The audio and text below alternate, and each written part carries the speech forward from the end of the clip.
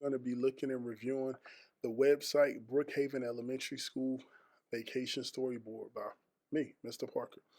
Well, first thing we want to do is I want you to notice is this area right here is going to be our title. We're going to go, we have a section heading, which is next steps. Um, and then we have another section heading I want you to take note of. It says Brookhaven Vacation Storyboard. So we're going to go and start dissecting and looking at this a little bit deeper. All right, so first thing you should do is you have to realize that whether you're reading a website, an article, or anything, it is written by an author. And it's a purpose to the writing. It's a perfect purpose to the text. It's a reason that this website was created. And that's always the first thing that you want to find out. What is the reason?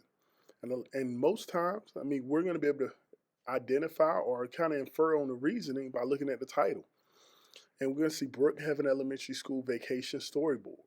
So we know, we could just think right now that probably the reason it was written is to help students with what? Upload or put a story or create a storyboard, a vacation storyboard at that. Now, if we go further down, we have our introduction. Same. Welcome to Brookhaven Elementary School Vacation Storyboard. This is the best place on the Bronco Net to share your writings and enjoy the writings of others. Nevertheless, we must remember, much like anything in life, our Brookhaven School Vacation Storyboard has its share of rules. You can write and share rules with the community as long as you follow these basic guidelines. Now we want to think of, what is a guideline? Well, if you answered or you said a guideline helps to guide or show you direction or ways to do things, or maybe a rule, then you're right. You're correct.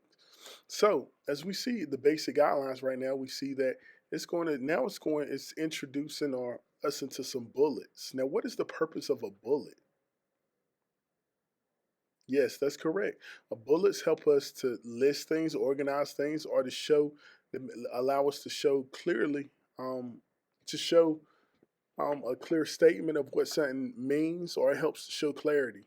So we see the first bullet says, sign up through Clever with permission from your classroom teachers.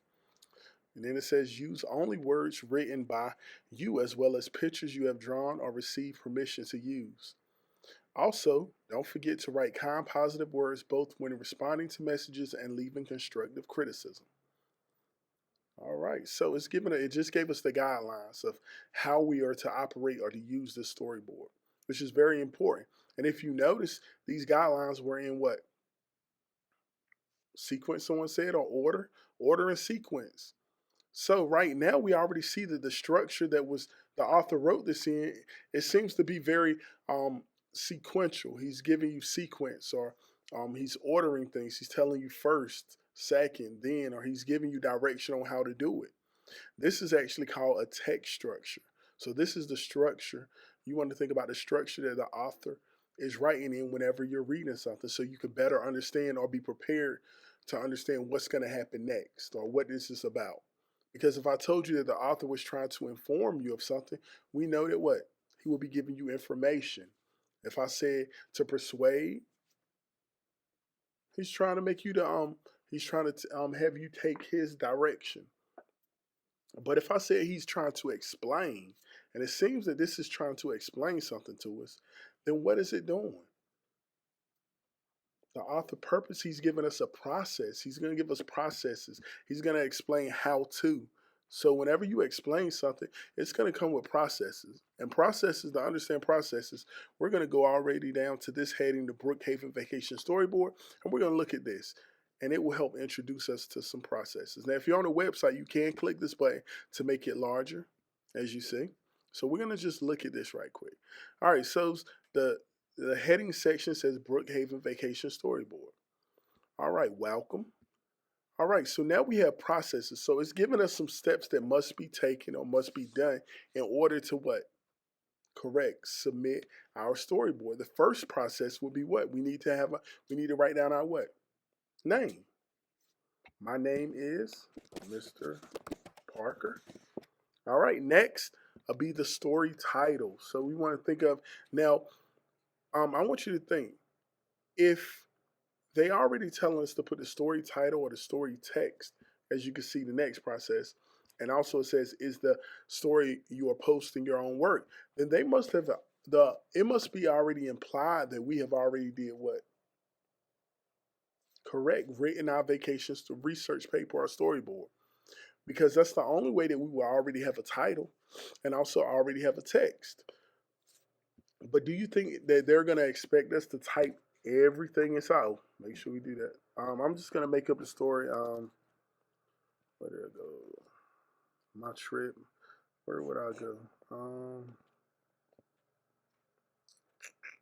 Six. We'll do Six Flags. That'll be the story. Six Flags of Fun.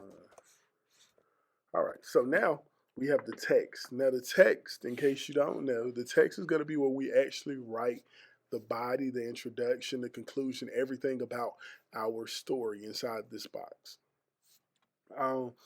But it's important to notice it says, is the story you are posting your own work? Why is that important? Well, it's important because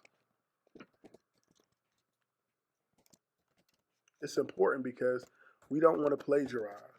When you're dealing with the internet, multimedia, or different things like that, plagiarism is a real thing. In school, you'll learn more and more about it. You can't take someone else's work and say it's yours. So you want to make sure that this is authentic. This is your own words and everything. And if you go back up to the guideline, I think that even it says something about that inside of our no, I'm sorry, let me get back. Our guidelines. Use only words written by you, as well as pictures you have drawn or received permission to use. So that's one of the guidelines. So now, if we go a little scroll a little further down, we notice that we have another heading section that says pasting the story into our Brookhaven vacation storyboard with an iPad. Wow. So what is the purpose of this heading? What's the purpose of this section? What is it going to teach us? Correct. It's going to teach us how to paste the story with using our iPads. And why iPads? Well, probably because most students are going to be using their iPad to complete this assignment. So, what is something that you need to know if you're even going to be, or what is the author even, what is the author even? The author is already inferring or believing that you understand what in order for him to write pasting the story into our Brookhaven vacation storyboard with an iPad. What does he already assume that you know or have knowledge of? I want you to take a second to think about it. What would you have to know in order to complete this task of copy and paste text and pages on iPad? To quickly reuse text, copy it in one location and paste it to another. If you never used the iPad, would you be capable of it? If you never used the computer, would you be capable of it? So oftentimes when when authors write, they have purpose and they understand the audience. It's important to understand who are you speaking to. And the author understands that he's speaking to some very capable students who are able to operate a what? An iPad. Because if they weren't able to operate an iPad, then would they be able to copy and paste text? But the author is believing that you know how to operate an iPad correctly. And this is just a quick overview of the website. Make sure that you watch this again, and even before you even take your quiz to kind of help you figure things out. All right. Have a good day.